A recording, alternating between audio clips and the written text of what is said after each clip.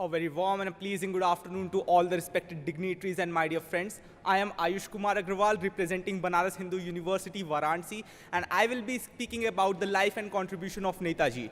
A boy named Subhash, born on 23rd January 1897 in Cuttack, Odisha, in a very wealthy family. His father was barrister. Although he started his education in a European school where he was taught English, he was taught English geography, he taught English history, but he remained his grassroots through his mother and through his devoutness to the Swami Vivekananda and Ramakrishna Paramhans.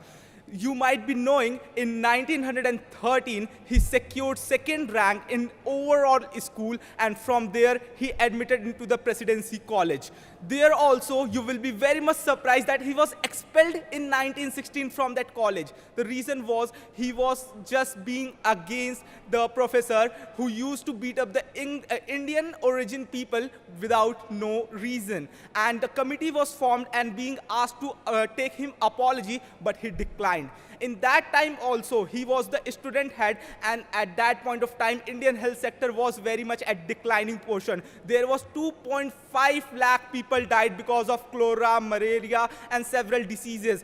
The father was taking the body of the son, and the son was taking the body of the father. And at that point of time, the Netaji taking the oath within himself that I will serve to this country. Thereafter, he completed his graduation, and he went to the London, Cambridge to get started his Indian Civil Service examination. And it used to take 4 years to do that, but he was such a great scholar that he ended it within 7 years.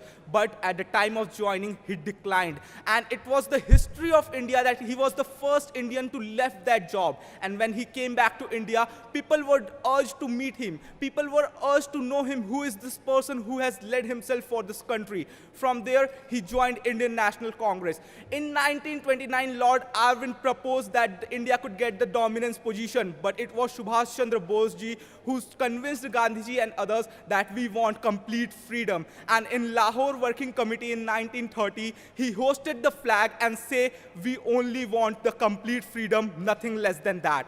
In 1939, he was re-elected as a Congress president, but Gandhiji wanted him to resign, and he resigned. It shows that how great a student he was.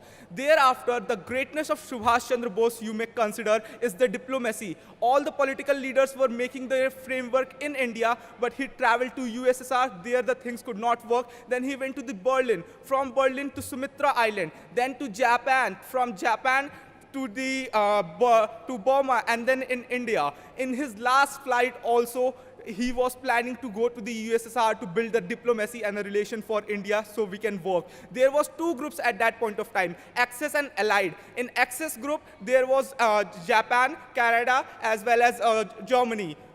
So here he wanted to get all those things in favor of India because the Britishers were there. So the thing happened. Attlee, who was the Prime Minister who signed our Indian Independence Act 1947, he himself admitted, due to Indian National Army, it was the thing of that we have to leave India. We do not want to think that thing occur again, because in Royal Army, in Royal Navy, everywhere the soldiers were protesting. They were paying our soldiers, but we were protesting. The reason was Indian National Army. So he himself admitted. And Netaji could have gone, but his soul is immortal. His values are there, and from there, I feel that if you are having fears in your soul, it should be known to your enemy, and his values should always be there. From this occasion, I would like to salute, and he will always be immortal, and his soul will be.